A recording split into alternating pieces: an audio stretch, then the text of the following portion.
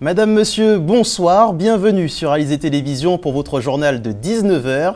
Nous sommes le mardi 26 juillet 2016. Voici les titres qui seront développés dans cette édition. Pas de protocole d'accord signé au Crédit Agricole. Les négociations continuent malgré le retrait du projet de réforme de la prime de vie chère. L'Anscola à Anse-Bertrand est interdite à la baignade. Une importante contamination au staphylocoque y a été décelée. Il fait fureur depuis son arrivée en France. Le nouveau jeu en réalité augmentée Pokémon Go a déjà ses adeptes en Guadeloupe. Le journal, Johan Charpentier-Tite. L'Anscola interdite à la baignade depuis le 13 juillet en cause des bactéries potentiellement dangereuses pour l'homme trouvées dans l'eau. Ces bactéries ont été décelées lors des prélèvements hebdomadaires effectués par l'ARS sur cette plage d'Anse-Bertrand. De nouveaux tests seront effectués dans 15 jours pour savoir si la baignade peut de nouveau être autorisée. Éric Pommier s'est rendu sur place. Diego est un habitant de la commune d'Anse-Bertrand. C'est avec stupeur qu'il a découvert que la baignade était interdite à l'Anscola. L'Anscola, un site naturel protégé, baigné dans une nature authentique. Notre Ansois connaît bien les lieux. Un petit plage, ça fait 12 ans qu'on vient là. Nous avons créé là le monde d'Anse-Bertrand. C'est un petit coin qui est très intime. C'est un côté où on peut passer, on peut pique-niquer, on peut passer la journée là tranquillement. On peut même faire la pêche, on peut faire petit traîneau. Et puis là, comme ça, là, on peut pêcher Sophia, on peut prendre on passe une belle petite journée, quoi. C'est un petit côté quand toujours bien tranquille. Et puis voilà.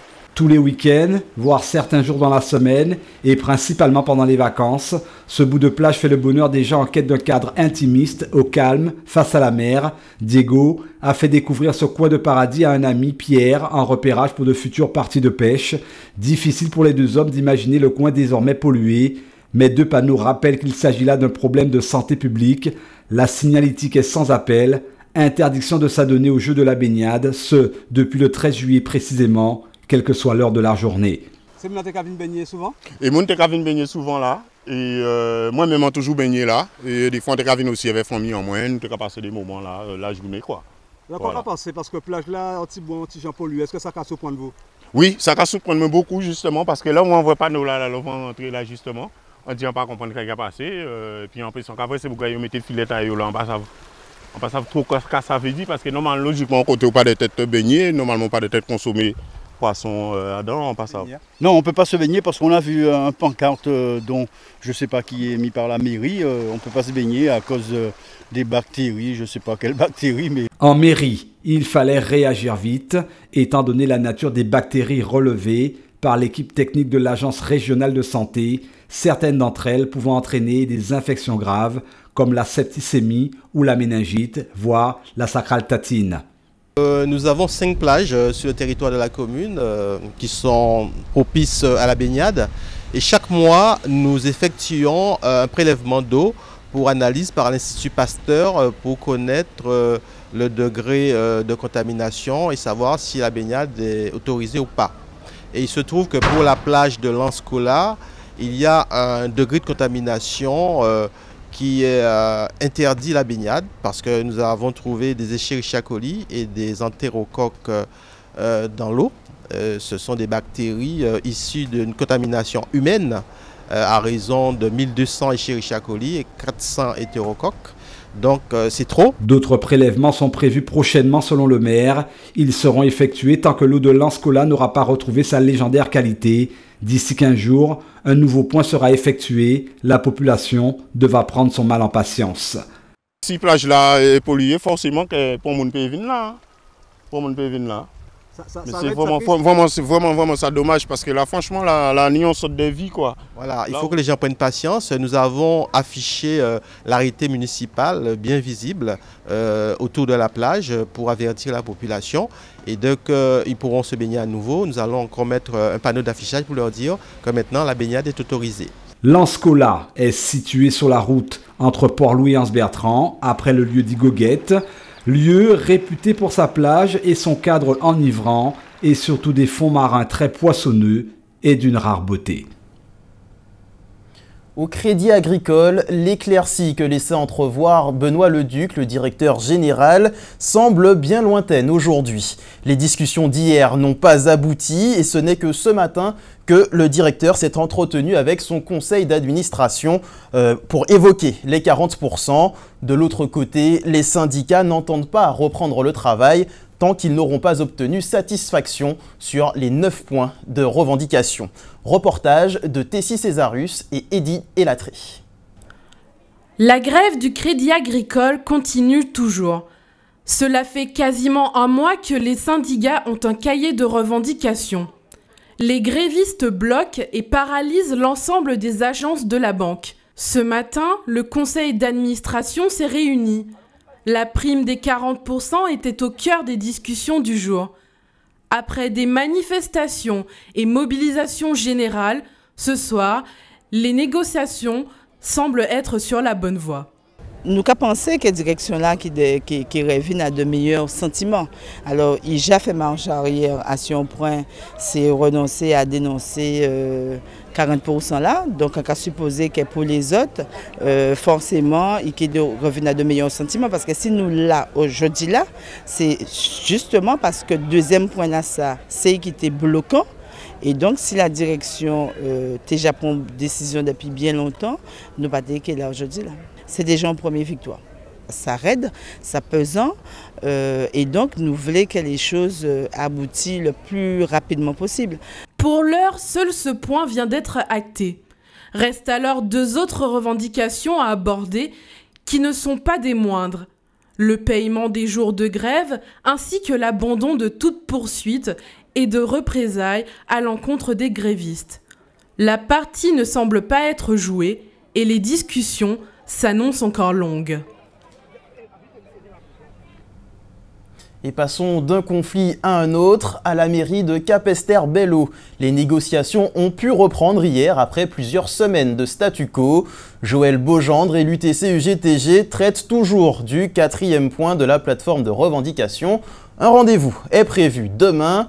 État des lieux avec Marc Saint-Hilaire et Eddy-Claude Maurice. Ils sont au micro de Tessie Césarus et Eddy Elatri. Nous avons dit que c'est bon, je comprendre qu'effectivement, nous avons bradé les revendications à la commune Capesterre, à travailler à la commune Capesterre, pour uniquement faire plaisir et parler des questions de naufrage. Nous avons effectivement montré qui côté de naufrage qu'a fait. Tous les points qui y en matière de revendication, pendant que nous avons médiateur là, nous acté, nous signé.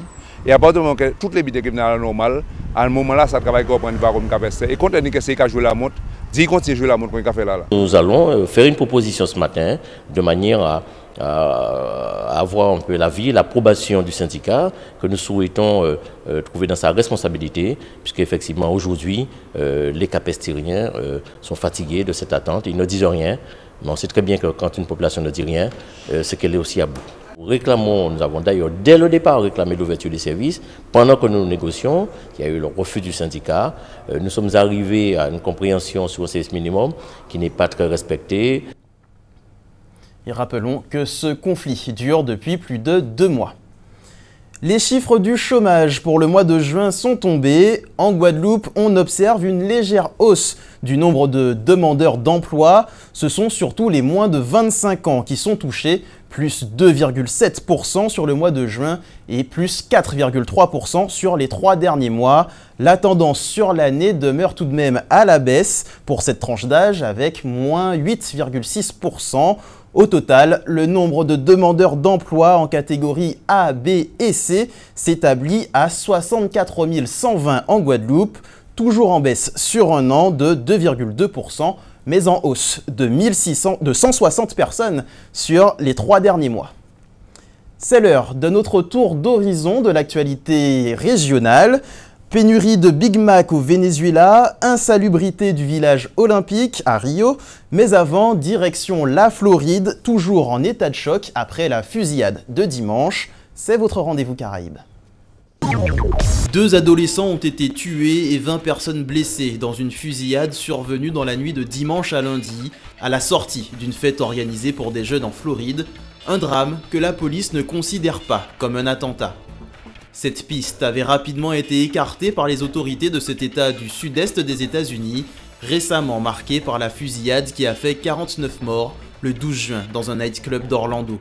Le pire attentat sur le sol américain depuis le 11 septembre.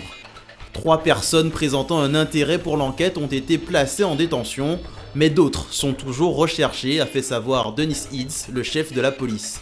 Mais il n'a donné aucune indication sur le mobile du ou des auteurs des tirs. Le gouverneur de Floride, Rick Scott, a indiqué lors d'une conférence de presse que 20 personnes avaient également été blessées. Le dernier bilan de la police évoquait entre 14 et 16 blessés, dont certains grièvement. Les Jeux Olympiques s'ouvrent à Rio dans 11 jours et les polémiques s'enchaînent. Le village olympique a été officiellement inauguré le jour où le dispositif sécuritaire des JO 2016 entrait en action. Mais pour des problèmes de finition, 2 équipes refusent de s'y installer, l'Australie et le Brésil. La délégation australienne a évoqué des toilettes bloquées ou de l'eau qui coule du plafond et fait des flaques près de câbles, une forte odeur de gaz dans certains appartements ou encore un court-circuit électrique. La chef de la délégation australienne, Kitty Chiller, refuse d'habiter son bâtiment. Elle informe que ce sont ses 5e JO et qu'elle n'a jamais vu un village aussi peu près. Kitty Chiller assure par ailleurs que les délégations britanniques, néo-zélandaises et d'autres ont connu les mêmes problèmes. Les Brésiliens eux-mêmes, dont les représentants de 9 disciplines devaient prendre leur quartier la semaine dernière, ont préféré rester à l'hôtel en attendant les réparations. De simples ajustements ont répliqué en chœur les organisateurs en marge de l'inauguration officielle du village, en soulignant que cela arrivait à tous les JO. Le Big Mac est la nouvelle illustration de la pénurie alimentaire qui frappe le Venezuela. Selon les médias vénézuéliens, cette disette s'explique par la tranche de pain au milieu du sandwich, devenue introuvable faute de pouvoir être importée. Les 11 autres produits du sandwich le plus vendu au monde, près de 2 milliards par an, sont toujours disponibles. En 2015, le pays avait déjà dû faire face à une situation similaire. Les traditionnelles frites avaient été remplacées par du manioc face à l'impossibilité d'importer des pommes de terre précuites. Cette pénurie pourrait bien évincer le Venezuela du très sérieux Big Mac Index, créé en 1986 par The Economist. La comparaison des prix de vente du sandwich dans les 119 pays du monde permet au journal britannique d'étudier les valeurs des monnaies et les pouvoirs d'achat. Au-delà de l'anecdote, le pays fait face à une pénurie sans précédent, ce qui a conduit le président Nicolás Maduro à décréter l'état d'urgence économique. Depuis, l'État, dont 96% des revenus proviennent de la vente de pétrole brut, dispose des biens du secteur privé pour l'approvisionnement des denrées de base et l'accès au dollar. Ces restrictions contraignent les firmes à limiter leurs importations. C'est le cas de la compagnie Arcas Doradas, qui détient les franchises de McDonald's pour la zone Amérique latine et Caraïbes. Aisselles, maillots, jambes, l'épilation est l'une des tendances des grandes vacances. Et oui, pas question d'afficher ses poils à la plage. Alors, direction l'esthéticienne pour madame, mais aussi pour monsieur. Fermez les yeux si vous êtes atteint de trichophobie, oui. C'est le terme utilisé pour désigner la peur des poils ou de la pilosité. Reportage de Muriel Barlagne. À l'heure des grandes vacances, où les corps s'affichent plus que d'habitude, l'épilation a le vent en poupe.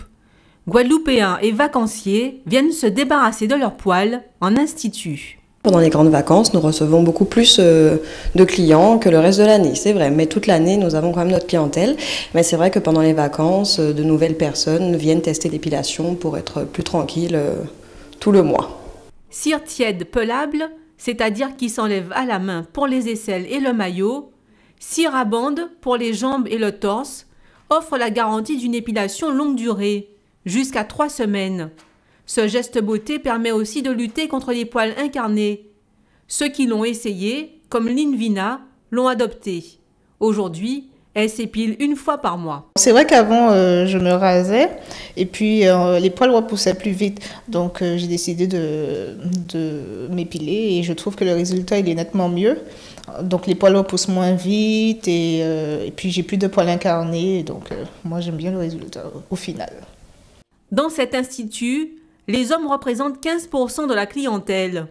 Ils sont de plus en plus nombreux à venir, surtout les jeunes, sur les bons conseils de leur mère, elle-même habituée de ce genre d'établissement. Hommes comme femmes ont leurs petites habitudes. Alors chez les hommes, on retrouve le plus souvent la barbe, les jambes et le torse. Chez les femmes, ce qui revient le plus, surtout les sourcils, le maillot intégral et les jambes, les aisselles aussi. Alors c'est vrai que les femmes, elles font un peu tout. François s'est mis à l'épilation il y a 6 ans. De la barbe, il est passé aux aisselles, aux jambes, aux maillots et aux sourcils. Alors le choix de l'épilation à la base, c'était surtout par rapport à mon travail. Je dois me raser assez souvent et par rapport à ça, petit à petit, je me suis rendu compte que le rasage ne durait pas assez longtemps et que c'était embêtant de se raser tous les 2 jours. Donc je me suis mis à l'épilation, qui le premier mois a duré 1 mois et ensuite petit à petit, ça a duré 3 mois jusqu'à 3 semaines jusqu'à 2 semaines. Maintenant, toutes les 2 semaines, je me fais épiler. À la base, c'est plus une question de propreté, je dirais, parce que bon, c'est plus plaisant de se voir dans le miroir. Bon, maintenant, j'ai plus autant d'abdos qu'avant, mais c'était plaisant de voir autant bien les abdos apparaître, etc. Voir son corps sur son plus beau jour, en fait. À l'heure où les corps lisses sont à la mode, l'épilation en institut s'est véritablement démocratisée. À la recherche d'esthétisme et d'hygiène, les clients qui franchissent le pas s'offrent aussi un moment privilégié de détente et de partage, malgré la douleur qui reste supportable. Phénomène mondial, il débarque aussi en Guadeloupe. Je veux parler bien sûr des Pokémon, ces créatures de jeux vidéo bien connues de tous les enfants des années 90 et 2000. Aujourd'hui, c'est sur téléphone portable et en monde ouvert qu'ils se déclinent. Quand monde vidéoludique et réel se rencontrent, Pokémon Go, reportage de Cécile Allègre. Depuis plusieurs jours maintenant, des attroupements sont visibles. Ces personnes semblent comme hypnotisées par leur téléphone. Une voix se fait parfois entendre et c'est la course. Il semblerait qu'un animal soit apparu. Rien n'est visible à l'œil nu, mais sur l'écran de leur téléphone, un Pokémon est pourtant bien là. Par le pouvoir de la réalité virtuelle, ce petit groupe voit en effet des Pokémon déambuler dans les herbes alentours. Nintendo a lancé son nouveau jeu Pokémon Go et le nombre de téléchargements est déjà surréaliste. Un véritable succès. Je peux avoir 22 ans et y jouer, quoi. Il n'y a pas de tabou là-dessus et je trouve que c'est super. En plus que ça fait sortir les gens, on peut rencontrer et se sociabiliser plus facilement. Bah oui, c'est une petite occupation et aussi ça te fait bouger et rencontrer des personnes dans la rue qui jouent aussi. Pokémon a bercé l'enfance de nombreux joueurs, sur Game Boy Color pour les plus âgés ou sur Nintendo DS pour les autres. L'application a aujourd'hui remplacé cartes et consoles de jeux et les Pokémon envahissent nos lieux de vie. Pokémon, j'ai commencé avec des cartes, je regardais à la télé, j'ai commencé de la Game Boy jusqu'à la DS, ma petite soeur encore qui y joue en ce moment. On a tous rêvé d'un jour descendre, sortir de chez soi, puis de voir un Pikachu comme ça devant nous. Et moi personnellement, la première fois que j'ai attrapé un Pokémon, j'étais trop contente. J'étais là, ouais, il y a un Pokémon devant moi. Et c'est magique. Pour les passionnés de jeux vidéo, c'est aussi l'occasion d'exercer leur talent et d'apporter un avis d'expert sur la nouvelle application. Ils semblent d'ailleurs convaincus par le concept, qui leur permet de rencontrer de nouvelles personnes tout en se déplaçant. Alors je joue à Pokémon comme si je jouais à n'importe quel jeu, c'était juste pour explorer, savoir à quoi ça consistait, etc. Et en fait c'est un jeu très satisfaisant, on va dire comme ça, parce que c'est agréable à jouer, c'est pas compliqué, en plus ça rappelle les souvenirs d'enfance pour certains. Avec plus de 7 millions de téléchargements aux États-Unis, le jeu semble parti pour durer.